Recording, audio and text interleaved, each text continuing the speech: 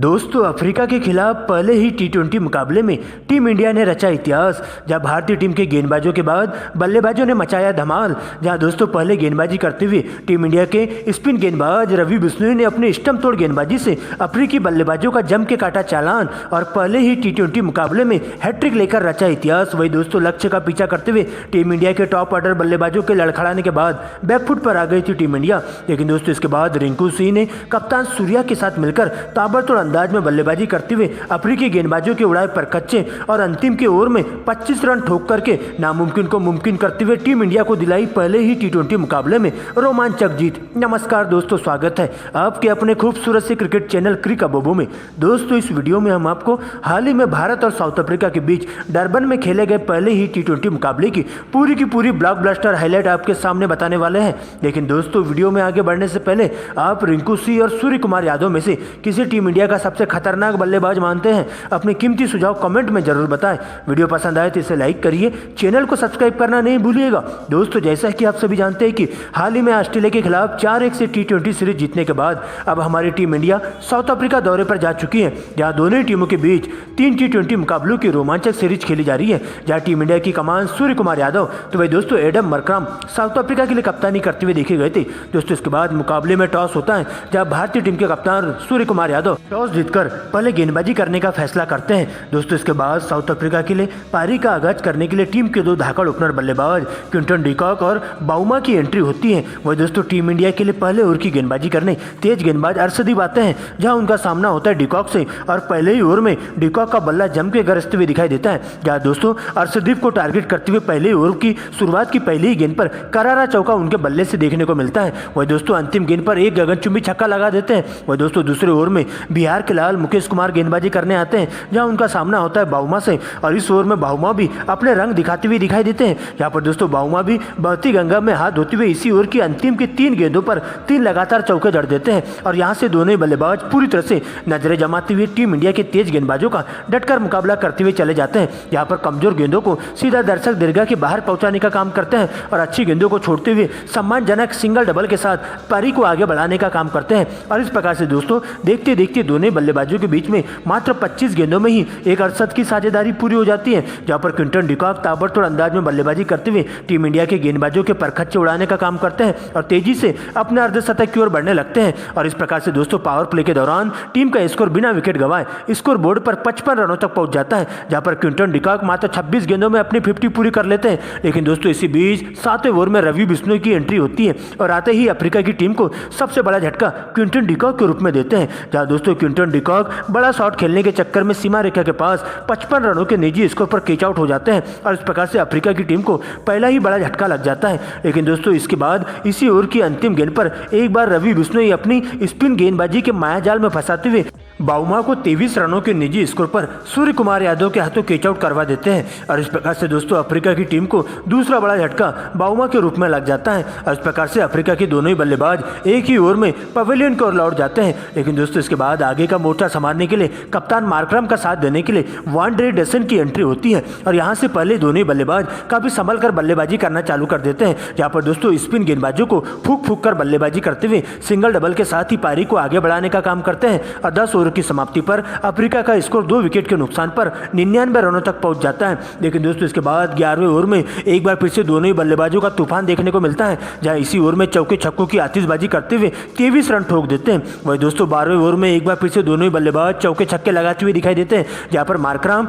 और वांडे डेसन दोनों ही अपना 50 पूरा कर लेते हैं और इस प्रकार से दोस्तों टीम को मजबूत स्थिति में लाकर खड़ा कर देते हैं। लेकिन दोस्तों इसी बीच 14वें ओवर में अक्षर पटेल की एंट्री होती है और इस पनपती हुई साझेदारी के ताबूत में आते ही कील ठोकने का काम करते हैं। यहाँ पर दोस्तों सबसे पहले टीम इंडिया के लिए खतरा साबित हो रहे वांडे डेसन को 51 रनों के निजी स्कोर पर LBW आउट कर देते हैं और दोस्तों इस प्रकार से अफ्रीका की टीम को तीसरा बड़ा झटका देखने को मिलता है। लेकिन दोस्तों इसके बाद इसी ओवर की अंतिम गेंद पर टीम इंडिया के लिए सबसे बड़े खतरनाक साबित हो रहे कप्तान मार्करम को सीमा रेखा के पास बड़ा शॉट मारने के चक्कर में कैच आउट करवा देते हैं और इस प्रकार से दोस्तों उनकी 61 रनों की पारी का अंत हो जाता है और अफ्रीका की टीम को 2 बड़े झटके 14 ओवर में लगने से अफ्रीका टीम के बल्लेबाजों की पूरी तरह से कमर टूट जाती है और यहाँ से अफ्रीका टीम पूरी तरह से बैकफुट पर आ जाती है। लेकिन दोस्तों इसके बाद नए बल्लेबाजों के तौर पर क्लासेन का साथ देने के लिए मिलर की एंट्री होती है। यहाँ पर दोस्तों आते ही दोनों ही बल्लेबाज एक बार फिर से हवाई फायर करना चालू कर देते हैं। यहाँ पर आते ही मैदान पर बॉल देखो और बॉल पेलो वाले नियम के तहत बल्लेबाजी करते हुए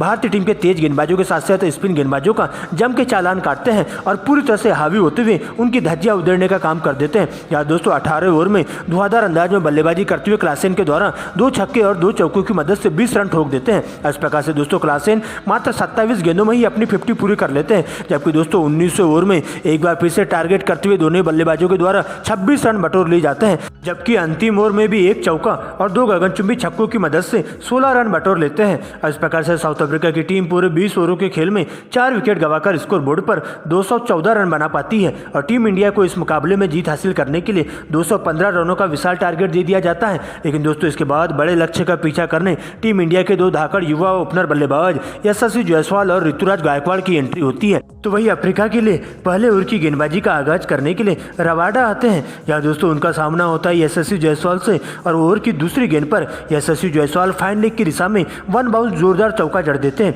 वही दोस्तों इसी ओवर की अंतिम की 2 गेंदों पर करारा प्रहार करते हुए गेंद को दर्शक दीर्घा के बाहर 6 रनों के लिए भिजवा देते हैं और पहले ही ओवर में 16 रन बटोर लेते हैं। लेकिन दोस्तों दूसरे ओवर में ऋतुराज गायकवाड़ भी बहती गंगा में हाथ धोते हुए अपने हाथ खोलते हुए दिखाई देते हैं और तेज गेंदबाज नगीडी को टारगेट करते हुए इसी ओवर की अंतिम की 3 गेंदों पर बैक टू बैक 3 करारे चौके जड़ देते हैं और यहाँ से दोनों ही बल्लेबाज बेहतरीन तालमेल के साथ बल्लेबाजी करते हुए अफ्रीका के तेज गेंदबाजों पर पूरी तरह से हावी होना शुरू हो जाते हैं और दबाव बनाते हुए अफ्रीका टीम के गेंदबाजों के परखच्चे उड़ाना चालू कर देते हैं। यहाँ पर दोनों ही ओर से चौके छक्कों की झड़ी देखने को मिलती है और देखते देखते पावर प्ले के दौरान टीम इंडिया का स्कोर बिना विकेट गंवाए 65 रनों तक पहुंच जाता है और टीम इंडिया काफी मजबूत स्थिति में आकर खड़ी हो जाती है। यहाँ पर दोस्तों सबसे पहले यशस्वी जायसवाल 7वें ओवर की पहली गेंद पर 1 और चौका जड़ते हुए अपना 50 पूरा कर लेते हैं, जहां दोनों ही बल्लेबाजों के द्वारा अच्छी गेंदों को छोड़ते हुए कमजोर गेंदों पर करारा प्रहार करते हुए उन्हें दर्शक दीर्घा के बाहर पहुंचाने का काम किया जाता है। लेकिन दोस्तों इसी बीच 8वें ओवर में अफ्रीका के स्पिन गेंदबाज महाराज की एंट्री होती है और आते ही टीम इंडिया के ताबूत में किल ठोकने का काम करते हैं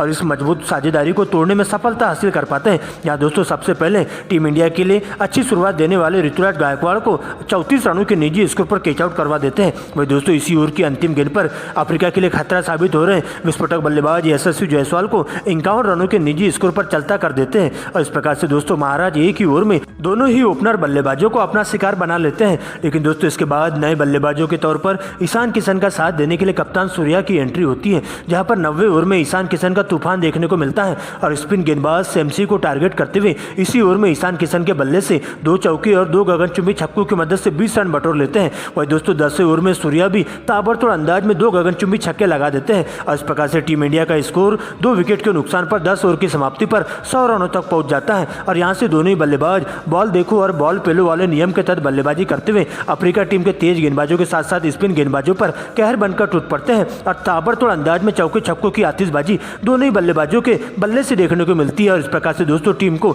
मजबूत स्थिति में लाकर खड़ा करने की कोशिश करते हैं और देखते देखते मात्र 24 गेंदों में दोनों ही बल्लेबाजों के बीच में एक 68 की साझेदारी पूरी हो जाती है। लेकिन दोस्तों इसी बीच इस साझेदारी को तोड़ने के लिए एक बार फिर से तेज गेंदबाज नगीडी की एंट्री होती है। यहाँ पर दोस्तों अच्छी लाइन में दिखाई दे रहे ईशान किशन को 35 रनों के निजी स्कोर पर बड़ा शॉट खेलने के चक्कर में सीमा रेखा के पास कैच आउट करवा दिया जाता है और टीम इंडिया को ईशान के रूप में तीसरा बड़ा झटका देखने को मिलता है। इसके बाद नए बल्लेबाज के तौर पर वर्मा जी के बेटे तिलक वर्मा की एंट्री होती है, जहां आते ही तिलक वर्मा ओवर की 5वीं गेंद पर करारा प्रहार करते हुए 1 चौका जड़ देते हैं। लेकिन दोस्तों अगली ही गेंद पर एक और बड़ा शॉट खेलने के चक्कर में 4 रनों के निजी स्कोर पर कैच आउट होकर डगआउट की ओर लौट जाते हैं और इस प्रकार से दोस्तों 14 ओवर की समाप्ति पर टीम का स्कोर 4 विकेट के नुकसान पर 150 रनों तक पहुंच जाता है। लेकिन दोस्तों अभी भी अंतिम के 5 ओवरों का खेल बचा रहता है, जहां रिंकू सिंह की एंट्री होती है सूर्य कुमार यादव का साथ देने के लिए। जहां दोस्तों अंतिम के 5 ओवरों में टीम इंडिया को इस मुकाबले में जीत हासिल करने के लिए पूरे 65 रनों की दरकार होती है। लेकिन दोस्तों इसके बाद तो सूर्य कुमार यादव के साथ मिलकर रिंकू सिंह